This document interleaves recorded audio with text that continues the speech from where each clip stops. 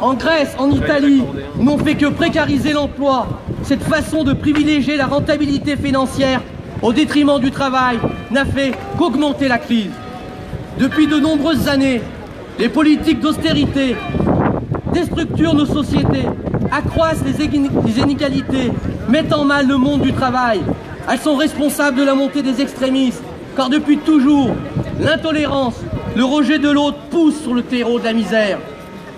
Il n'y aurait pas d'autre alternative, et c'est encore à ce titre que les adeptes de l'austérité professent aujourd'hui la diminution des dépenses publiques, la protection sociale, la diminution des salaires et la casse de notre code du travail.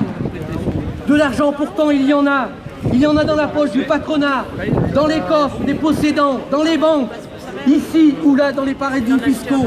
Nouveau scandale de Panama Papers en est bien une nouvelle illustration. De l'argent il y en a sur les marchés financiers, partout dans le monde il circule, il se cache, il est surabondant. C'est cet argent qui ne va pas à l'investissement productif, au logement, au développement de nos services publics, à notre protection sociale. Cet argent qui manque aux fins de mois aux salariés condamnés aux petits salaires, aux petites retraites, aux minima sociaux. Partout on nous dit que nous coûterons trop cher. Il nous faut lever le voile sur cette richesse qui est créée, sur les salaires des patrons, des PDG du CAC 40, qui touchent des salaires mensuels équivalents à 1000 et 200 fois notre SMIC.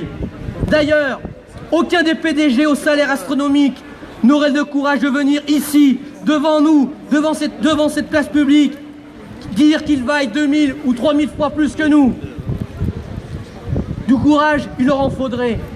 Mais ce courage pour eux, il est facile. Derrière les vitres teintées des limousines, dans les grands hôtels de luxe, encore plus facile, caché, loin dans les paradis fiscaux, protégés par certaines classes politiques. Il en faut bien d'autres, du courage, et bien davantage pour une femme seule qui travaille chez Carrefour, dans une crèche, ou une infirmière avec ses enfants et son salaire de misère pour boucler ses fins de mois. Il en faut beaucoup plus de courage à un jeune qui, de stage en stage, de petit boulot en petit boulot, pour s'accrocher. Du courage, il en faut pour un ouvrier qui travaille aux pièces à l'usine. Du courage, il en faut à tous ces retraités pour vivre avec moins de 20 € par jour. À ces salariés qui luttent tous les jours pour ne pas perdre leur emploi et qui vivent avec une grande majorité avec à peine plus de 1200 € par mois. Il en faut du courage à ces milliers de Molusonnais et de Français qui vivent en dessous du seuil de pauvreté, c'est-à-dire avec moins de 880 € par mois. Ce qui est en jeu, c'est donc bien une conception même de ce que doit être le travail. Les travailleurs et les travailleuses veulent que leur place soit reconnue, leurs conditions de travail améliorées, leur temps de travail diminué, leur salaire augmenté, l'égalité professionnelle entre les hommes et les femmes, enfin une réalité. En résumé, ce que nous exigeons, c'est des droits nouveaux pour vivre mieux et mieux travailler, car le progrès social, la justice sociale sont des conditions incontournables pour un monde de paix et de solidarité. Pour la CGT, la lutte contre le chômage et pour l'emploi passe par une politique ambitieuse de reconquête industrielle et de développement de nos services publics, l'augmentation des salaires, des pensions et des minima sociaux. Pour la CGT, la lutte contre la précarité et l'exclusion passe par des droits nouveaux, par un code du travail du XXIe siècle, c'est-à-dire l'opposé de la loi El Khomri. La CGT réaffirme ses exigences, revaloriser le SMIC à 1800 €, contrôler enfin les aides publiques aux entreprises, contraindre les entreprises à des alternatives au licenciement, stopper la suppression d'emplois et rétablir la retraite à 60 ans, réformer la fiscalité en profondeur, taxer les mouvements spéculatifs des capitaux et éradiquer les paradis fiscaux. Enfin, le 3 mai, c'est-à-dire demain, c'est le début du débat sur la loi travail à l'Assemblée nationale. Les députés doivent se prononcer sur ce texte. Nous réaffirmons que ce texte n'est pas amendable. Alors, monsieur Lesterlin, ici à Molusson, monsieur Chamfort à Moulins, monsieur Charras à Vichy, ne soyez pas des députés godillots qui votent des lois de régression sociale. Oui.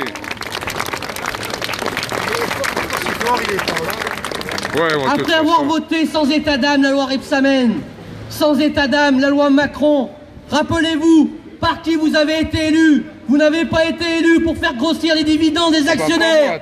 On n'est pas élu. Vous n'avez pas été élu pour faciliter les licenciements. Vous n'avez pas été élu. Excusez-moi. Vous n'avez pas été élu pour faire plaisir au patronat. Alors exigez, ayez un peu de courage, exigez le retrait du texte loi travail.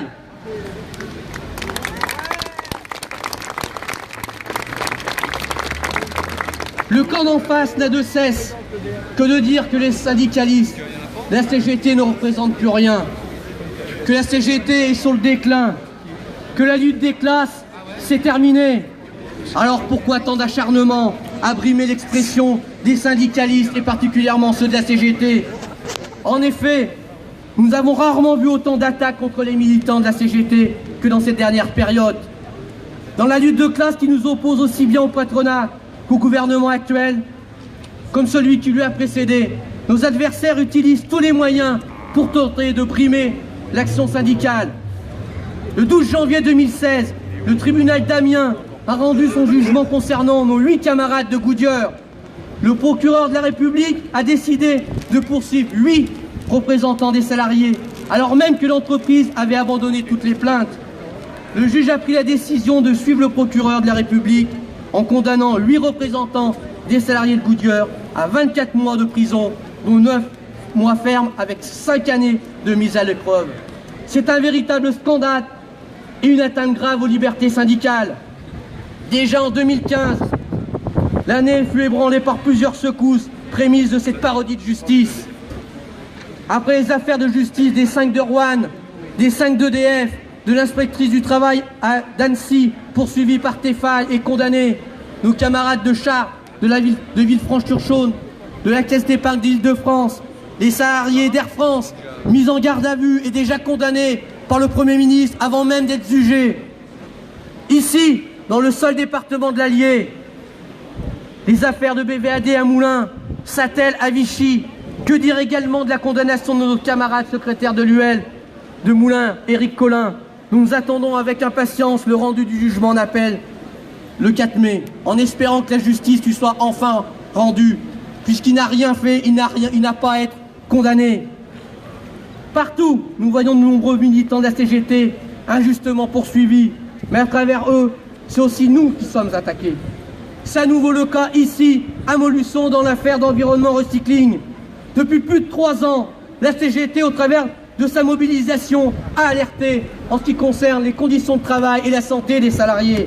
Depuis le début, la CGT a été attaquée, méprisée, insultée. Nous n'avons rien lâché, malgré ces différentes manœuvres. Aujourd'hui, plus de 30 salariés sont venus témoigner sur leurs conditions de travail, sur leurs problèmes de santé. Nous pouvons d'ailleurs nous interroger sur ce dossier de la complicité et de la complaisance des services de l'État qui n'ont pas agi et qui n'ont pas joué leur rôle. Nous pouvons aussi nous interroger sur la complicité de certains élus politiques, le maire de Montluçon, le maire de Domérat, qui ont fermé les yeux alors que tout ça a été la vérité. Là aussi, nous pouvons nous interroger sur la complaisance et même la complicité de la justice. Quand on sait que la plainte déposée par la CGT est aujourd'hui classée sans suite, alors que depuis 2 ans, la plainte déposée par l'entreprise contre les militants de la CGT, elle suit son cours. À 3 reprises, la secrétaire de l'UL de Montluçon et le secrétaire de l'UD de l'Allier ont été convoqués au commissariat de police. Nous passons une étape supérieure, puisque le 11 mai prochain, le secrétaire de l'UD est convoqué en vue d'une mise en examen. Cette nouvelle attaque commence à ressembler à de l'acharnement. Mais lorsque l'on touche à un membre de la CGT, on touche à toute la CGT. Le 11 mai prochain, la CGT saura se mobiliser. Déjà, de nombreux soutiens se sont manifestés. De nombreux bus viendront de toute la France et des départements limitrophes, de Guéret, du Puy-de-Dôme, pour soutenir les camarades qui sont mis en cause. D'autres attaques sont menées contre les organisations syndicales, à l'image de la municipalité de Montluçon, qui tente de remettre en cause la gratuité des locaux et tente de saigner la CGT en nous réclamant plus de 19 000 € de charges annuelles. Avant de conclure, il y a 10 jours se tenait le 51e congrès de la CGT. Lors de celui-ci, nous avons lu le témoignage d'un syndicaliste américain. Ce dernier nous expliquait la lutte exemplaire qu'ont menée les salariés de McDonald's dans l'État de Californie pendant 5 ans. Il nous expliquait qu'au bout d'une lutte acharnée, ces mêmes salariés ont vu passer leur salaire de 8 $ à 15 $. En 5 ans, 17 millions de salariés dans l'État de Californie ont vu leur salaire doubler. Alors ce qui a été possible dans l'antre du capitalisme que sont les États-Unis, ça c'est possible en France et en Europe.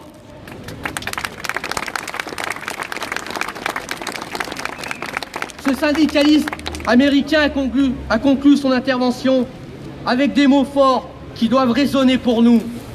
Le syndicalisme en France, et plus particulièrement la CGT, c'est un phare pour tous les salariés du monde et il nous a exhortés à ne rien lâcher pour l'ensemble des salariés du monde. Alors mes camarades, cela nous confère des responsabilités pour l'ensemble des salariés qui regardent ce qui se passe aujourd'hui en France. On ne doit rien lâcher sur nos salaires, on ne doit rien lâcher sur nos conditions de travail, nos emplois, on ne doit rien lâcher et amplifier la bataille contre la loi travail.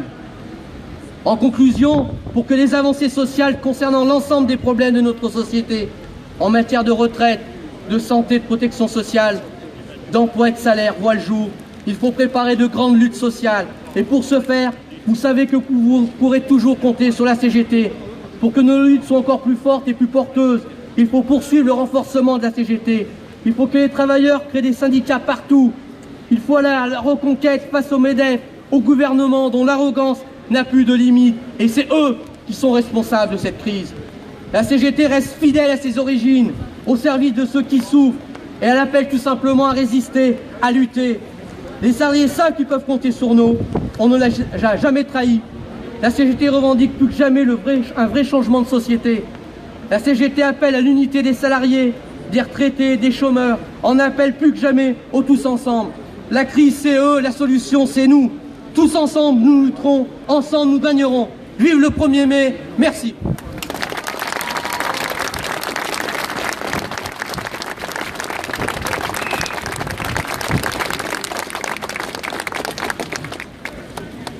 Chers amis, chers concitoyens, je vous remercie de votre présence en cette journée du 1er mai, qui est, comme vous le savez, la fête des travailleurs dans le monde entier. Trop souvent en France, cette journée est injustement nommée la fête du travail. En effet, c'est sous l'occupation allemande de Pétain que le gouvernement de Vichy, entendant priver les salariés de leur droit à se défendre face à l'employeur, a détourné complètement la signification du 1er mai. Triste souvenir qui nous fait malheureusement écho aujourd'hui. Le 1er mai est un jour de lutte pour les salariés. C'est pour nous l'occasion d'adresser à l'ensemble des travailleurs, ici et par le monde, le salut fraternel de Force ouvrière.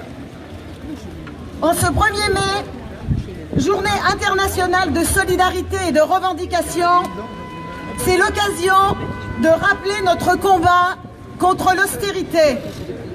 Austérité imposée depuis plusieurs années, en France comme en Europe. Ce 1er mai s'inscrit cette année dans la mobilisation intersyndicale pour le retrait du projet de loi travail. Les 2 journées de grève interprofessionnelle, appuyées par d'autres journées d'action, ont été massivement suivies par des centaines de salariés du privé comme du public, par les jeunes, par les retraités qui n'entendent pas accepter la pire des régressions sociales que tente de leur imposer ce gouvernement et le MEDEF. En s'entêtant dans leur entreprise de libéralisation du droit du travail, nos gouvernants privilégient non les intérêts des travailleurs, mais ceux du patronat et des actionnaires. Mais depuis le 9 avril, des centaines de milliers de salariés se mobilisent pour être respectés et pour refuser d'être licenciés du jour au lendemain sans motif ni explication, pour travailler dans des conditions décentes, 35 heures par semaine, avec des congés quotidiens et hebdomadaires garantis par le Code du travail, pour être protégés et ne pas subir le chantage à l'emploi si les négociations venaient à se faire au niveau de l'entreprise, pour simplement pouvoir s'imaginer un avenir et le construire en ayant un CDI, seul contrat qui doit être la règle. En ce 1er mai, les salariés n'oublient pas que des années de lutte ont été nécessaires pour conquérir, au prix parfois de la vie, des droits, pour ne plus être sous la totale domination du patronat, des employeurs. C'est plus d'1 siècle de lutte qu'il a fallu pour construire le Code du travail, pour imposer les conventions collectives et les statuts qui protègent et ne soumettent pas à l'insécurité et à la précarité. À Force ouvrière, parce que nous appartenons à une organisation syndicale libre et indépendante, nous savons prendre nos responsabilités, mobiliser et nous engager dans l'unité d'action lorsque les enjeux pour les salariés l'exigent. Avec la CGT, la FSU, Solidaire et les organisations de jeunes, UNEF et UNEL, nous nous opposons à la loi El Khomri qui, si elle venait à s'appliquer, nous renverrait au XIXe siècle. Nous refusons ce projet néfaste. Nous en rejetons sa philosophie même, l'inversion de la hiérarchie des normes. Or, partout où la hiérarchie des normes est inversée, les salariés perdent des droits, perdent leur protection. Leur salaire diminue, leur temps de travail augmente. Et aucun emploi n'est créé, bien évidemment. Le véritable enjeu de cette contre-réforme, comme l'ensemble des contre-réformes en cours, aussi bien en France qu'en Europe et dans le monde, le véritable enjeu, c'est, encore une fois, la répartition des richesses, la répartition du pouvoir entre les employeurs et actionnaires, ceux qui détiennent l'entreprise, et bien sûr les salariés, ceux qui par leur travail produisent et font fonctionner l'entreprise. Si le Code du travail venait à disparaître, les statuts des fonctionnaires seraient à leur tour détruits au nom de l'équité. Et sans statut, plus de services publics, plus de République. Mais ni la République, ni la démocratie ne sauraient tolérer que soit donné systématiquement raison au plus fort contre le plus faible. Ce que propose pourtant la loi travail. Une société démocratique est basée sur un équilibre entre tous, équilibre construit sur des bases légales telles que le Code du travail. L'ignorer est dangereux. Un déséquilibre démocratique aboutit toujours à une forme de dictature. En ce 1er mai, Force ouvrière réaffirme son attachement à la République. Force ouvrière réaffirme qu'il faut en finir avec les logiques libérales. Force ouvrière réaffirme que les politiques d'austérité qui les dictent et toutes les contre-réformes qui les accompagnent sont dangereuses, socialement, économiquement et démocratiquement. En ce jour de 1er mai, Force ouvrière réaffirme sa détermination à défendre les garanties collectives des salariés en s'opposant à la remise en cause du Code du travail et des conventions collectives. Force ouvrière appelle les salariés à poursuivre la mobilisation jusqu'au retrait de la loi travail par la grève interprofessionnelle et les manifestations. Vive la solidarité entre les travailleurs. Vive le 1er mai des revendications. Vive le syndicalisme uni. Vive Force ouvrière.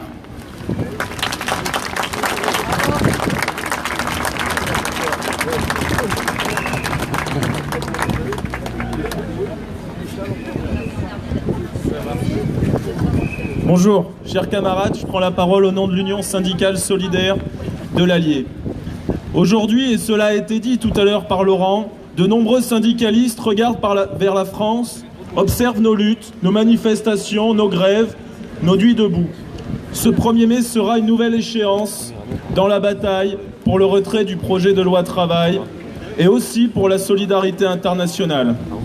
Cela a déjà été dit, le 1er mai 1886, les travailleuses et travailleurs de Chicago et de tous les États-Unis se levaient pour réclamer plus de justice sociale, un temps de travail réduit, des conditions de travail décentes, bref, une vie digne d'être vécue.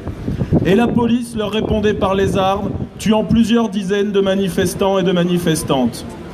Le 1er mai 2016, partout dans le monde, les travailleuses et travailleurs sont dans la rue, eux aussi, pour exiger la justice sociale dans un monde globalisé, où les intérêts capitalistes s'affirment avec toujours plus d'agressivité.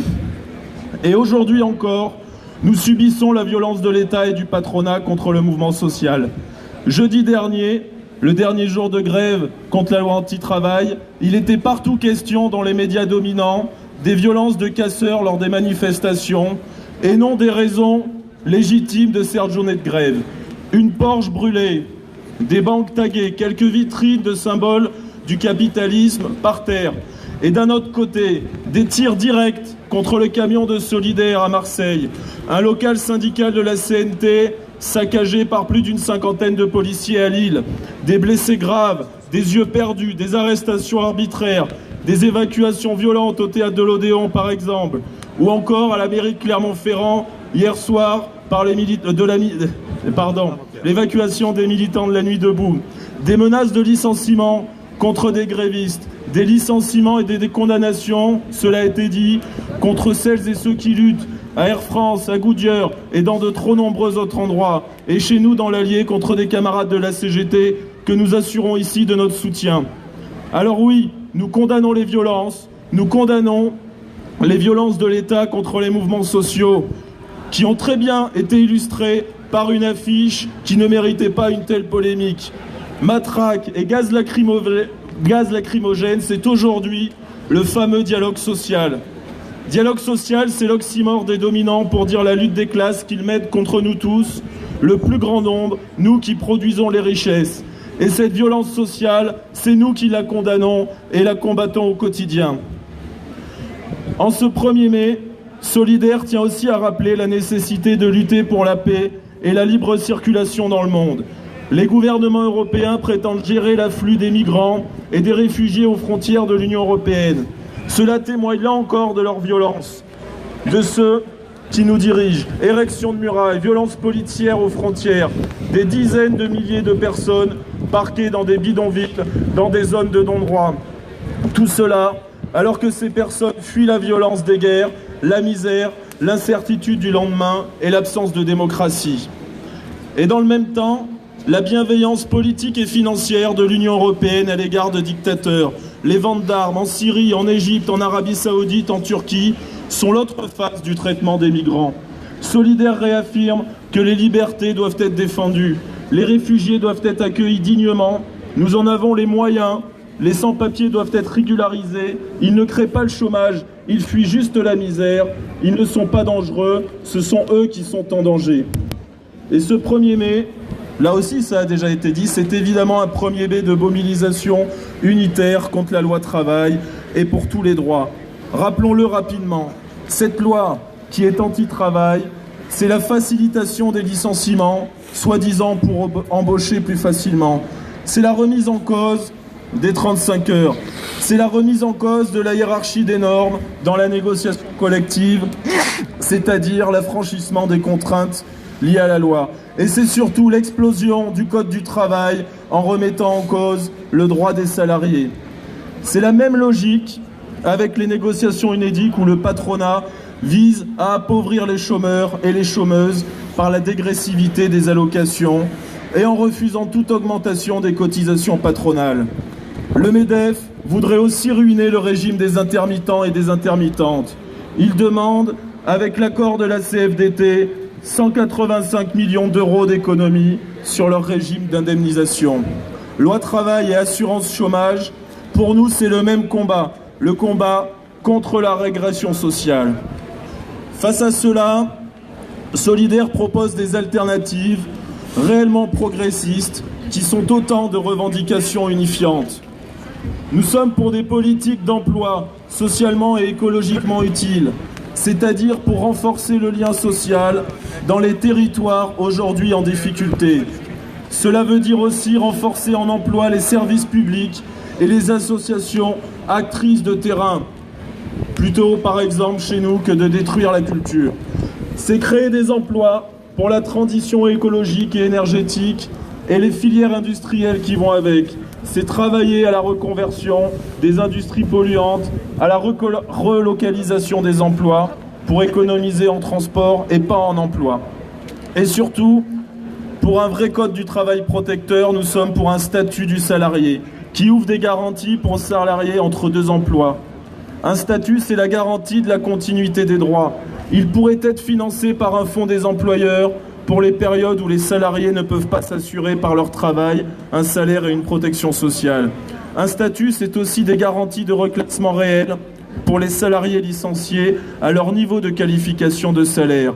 C'est protéger et reconnaître les salariés, plutôt que de continuer à précariser encore plus. Nous sommes pour la réduction du temps de travail à 32 heures. C'est le meilleur moyen de répartir le travail entre tous et toutes, mais aussi de donner les moyens d'une existence en dehors du travail. Nous ne voulons pas perdre notre vie à la gagner. Réduire le temps de travail sans baisser les salaires, c'est prendre en compte la réalité de trop nombreux temps partiels, aujourd'hui imposés le plus souvent aux femmes. Réduire le temps de travail sans dégrader les conditions de travail, c'est aussi embaucher et donc lutter vraiment contre le chômage. Nous défendons également une hausse générale des salaires de 400 €. Et comme cela a été dit, on peut le financer, l'argent existe, on sait où il est, dans les comptes au Panama et encore ailleurs. Toutes ces propositions sont donc réalisables. Pour cela, il faut inverser la répartition des richesses, qui actuellement est au profit quasi exclusif de la finance et des actionnaires. Si on en revenait seulement au partage entre capital et travail des années 70, et personne ne dira ici que Giscard était un grand révolutionnaire, nous pourrions améliorer la sécurité sociale, détricotée au profit des mutuelles privées. Nous pourrions rétablir la retraite à 60 ans à taux plein et revenir aux 37,5 annuités pour tous. Voilà des perspectives, voilà ce qui serait un vrai progrès social et voilà ce que nous voulons imposer. Pour cela, nous sommes actuellement en pleine bagarre contre la loi anti-travail. Nous devons continuer dès le 3 mai nos mobilisations. Nous vous informons ici qu'il y aura entre autres, à partir de 18 h, un nouveau rassemblement des militants de Nuit debout. Nous devons faire converger ces luttes sans nous laisser diviser. Une victoire aujourd'hui changera le paysage social en France, en Europe et dans le monde. Un changement démocratique pour notre pays et pour notre peuple.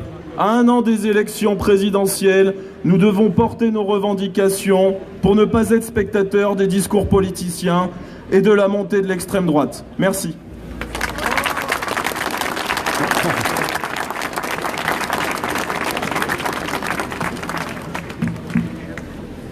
Chers camarades, je parle pour la FSU. Notre 1er mai 2016, tout le monde le sait, tout le monde l'a dit et redit, mais c'est ça quand on passe en dernier, participe de la bataille pour le retrait de la loi El Khomri. Ce texte incroyable, pendu par un gouvernement incroyable, cette honte absolue visant, par l'inversion de la hiérarchie des normes, à permettre à chaque employeur de pondre son droit du travail à lui. C'est le 1er mai syndical, le seul d'ailleurs. Ceux qui combattent pour des réformes, c'est-à-dire pour le progrès social, sont ici. Il paraît que les organisations absentes sont réformistes. Décidément, les mots ne veulent plus dire grand-chose. Leurs militants, en revanche, leurs adhérents, sont d'ailleurs les bienvenus à défaut que leurs organisations soient présentes. Comme tous les salariés, actifs, chômeurs, retraités ou en formation, leur place est dans l'unité réalisée pour le retrait de la loi El Khomri. Chers camarades, nous avons vécu des années mauvaises. Notre défaite commune sur les retraites en 2010, puis la politique d'un président et d'un gouvernement portant l'appellation de gauche, qui non seulement ont maintenu tout ce qu'avait fait Sarkozy, mais n'ont cessé de surenchérir, d'en rajouter et d'aggraver la situation du monde du travail et de la jeunesse, nous ont fait vivre des années difficiles. Années de lutte en réalité, nombreuses, mais souterraines, dispersées. Pendant que pesait la chape de la précarité et de l'absence d'avenir pour les jeunes, l'absence de perspectives politiques, mis à part les pires qui soient, la dégradation du monde dans lequel nous vivons, de la terre et des humains. Et cette chape gâchait la vie, nourrissait les replis et les haines. Depuis fin février, la situation commence à changer. C'est d'en bas, dans les sections syndicales et dans la jeunesse étudiante et lycéenne, que sont partis non pas l'étincelle unique, mais les 1001 brasiers se saisissant d'un objectif commun, un objectif indispensable car là, ça passe ou ça casse. Le retrait de la loi El Khomri. Nous avons imposé et réalisé l'unité pour ce retrait, de la CGT, de FO, de la FSU, de Solidaire, de l'UNEF et des organisations de la jeunesse. La lame de fond monte. Comme le disaient dès le 17 mars ces lycéennes de l'enseignement professionnel de Commentry, une loi tombe, le peuple se lève. Les centaines de grèves dans les petites et moyennes entreprises sont en fait des grèves qui affrontent déjà ce que serait la loi El Khomri. La jeunesse s'ébranle. Grève, manifestations, occupation de places publiques comme ailleurs dans le monde, du Caire à San Francisco, en passant par Madrid et Athènes, ont commencé. Tout cela doit et cherche à s'unifier, à se concentrer, tout en gardant et en amplifiant sa richesse, sa diversité, sa créativité pour gagner. Les militants de la Fédération syndicale unitaire de l'Allier sont sensibles au fait qu'alors que les jeunes, aussi bien que des retraités, sont bien présents dans les manifestations, les personnels que nous représentons, ceux de l'enseignement public, de la maternelle au lycée, le sont encore trop peu à ce jour. Nous connaissons les causes de cette situation. Ce sont les reculs accumulés. La réforme du lycée sous Sarkozy, maintenue par Hollande, la réforme dite des rythmes scolaires dans les écoles, menaçant l'unité du service public et systématisant l'inégalité entre les communes, la réforme du collège, cette catastrophe qui vise ouvertement à imposer une offre de formation inégale d'un établissement à l'autre et qui est censée s'appliquer d'un coup de la 6e à la 3e, à la prochaine rentrée, voilà ce qu'est notre chape de plomb à nous, qui n'a pas encore crevé. Et pourtant, depuis 2012, nous avons organisé, impulsé, soutenu ou aidé des dizaines de luttes dans ce département, d'un collège à un autre, pour sauver des classes, d'Arfeuil à Brouvernais aujourd'hui, avec des victoires partielles, et aussi pour défendre la dignité des femmes de ménage, aussi bien que pour lutter contre la précarité et arracher des bribes d'amélioration pour les accompagnateurs, souvent des accompagnatrices, des élèves en situation de handicap. Ces luttes continuent. Aujourd'hui, pour elles, comme pour toutes les batailles dans toutes les entreprises, chantiers, services publics et administrations, se pose la question du tous ensemble pour gagner. Celle qui a des grands cheveux frisés un peu là. Tous ensemble, il faut l'être aussi pour stopper la violence. Monsieur Cazeneuve, fort discret jusque-là, avait déjà été l'âme de la tentative de coup d'État contre les libertés publiques permises par les crimes fascistes de Daesh. Il voulait, rappelons-le, constitutionnaliser l'état d'urgence, c'est-à-dire détruire au niveau du droit la garantie des droits de l'homme et du citoyen, c'est-à-dire l'article 16 de la Déclaration de 1789, et instaurer la différence des droits selon l'origine, rien que ça. Et ce sont les mêmes qui prétendent assurer aujourd'hui l'ordre républicain? Allons donc. La fin des violences ne passe pas par la renonciation du mouvement syndical à l'affrontement qu'ils osent exiger de nous en dénonçant notamment la CGT, mais par la centralisation de l'affrontement avec le pouvoir et le patronat. C'est ça, économiser la violence. Camarades, en disant cela, nous sommes de plein pied dans la tradition du 1er mai, la tradition révolutionnaire, la seule qui ait jamais arraché des réformes. Les ouvriers de Chicago en 1886, qui sont à l'origine du 1er mai, la vieille CGT de 1906, qui à son congrès d'Amiens a fait la somme de toutes les revendications dans le combat pour l'abolition du patronat et du salariat, restent d'une brûlante actualité. L'horizon qu'il nous invite à regarder est celui du genre humain, et donc celui de la solidarité avec tous les combattants, avec le peuple d'Alep qui en cet instant saigne sous les bombes, ou avec les combattantes kurdes qui, à la différence de M. Cazeneuve, affrontent les islamistes les armes à la main, ou avec les nations africaines qui, du Burkina au Cameroun et au Burundi, ne veulent plus de président à vie. Notre tradition, c'est aussi la fête, où se construit l'unité et la lutte. Nous vous invitons donc pour conclure, toutes et tous, à la fête départementale de défense de l'école publique contre les fermetures de classes et les regroupements d'écoles, organisée à Brouvernais ce mercredi 4 mai par le collectif départemental qui regroupe les élus locaux, les parents, les organisations de l'enseignement FSU, CGT, FO et Sud, les parents de la FCPE, avec apéritif à 18h, conférence de presse et déclaration publique à 19h, grand barbecue repas et concert à 22h. Et aussi, je rajoute, nous invitons aussi nos adhérents et nos militants à se joindre à l'appel de la CGT le 11 mai à 13h50, je crois, devant le tribunal de Montluçon, contre la répression syndicale odieuse qui a lieu de nos jours. Je vous remercie.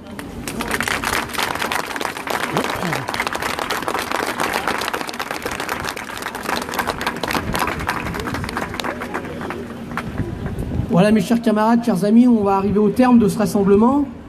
Juste avant de terminer, puisque nombreux l'ont exprimé, il se passe des choses dans ce pays, la mobilisation est loin de s'essouffler.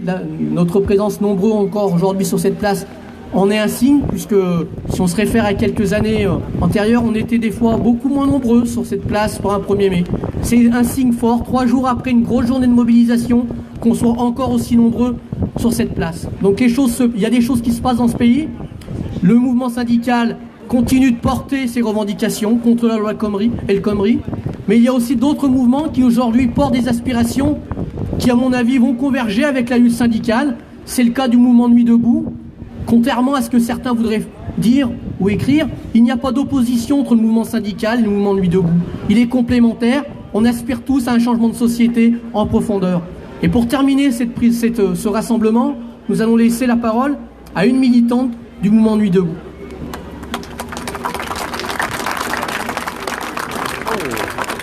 Alors bonjour à tous, donc je vais vous parler de Nuit debout.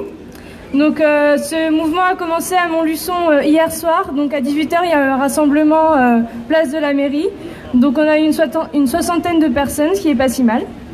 Et lors de cet AG, il y a eu plusieurs commissions qui ont été créées. Donc la commission animation, commission technique et informatique, commission action, commission démocratie locale, commission constitution, commission misère, commission féminisme et une commission quartier logement.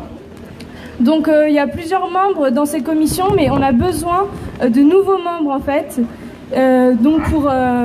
pour que notre mouvement prenne un peu plus d'ampleur. Alors si vous êtes intéressé par ce mouvement, il faut aller vous inscrire donc dans les commissions auprès de Gérard Blanchet qui doit être pas loin. Et donc il y a les listes des commissions, vous pouvez vous inscrire, il nous suffit juste d'un contact et après pour aller à d'autres AG. Et donc la prochaine AG est prévue mardi à 18h ici même. Et il y en aura une prochaine samedi 7, donc le lieu sera voté mardi. Donc voilà, merci.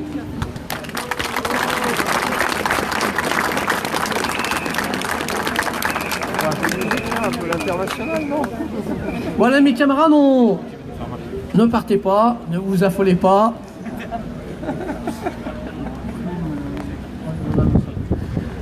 On s'était posé la question dans le cadre de l'organisation de ce rassemblement, si on partait en manifestation ou pas, et si on était nombreux ou pas.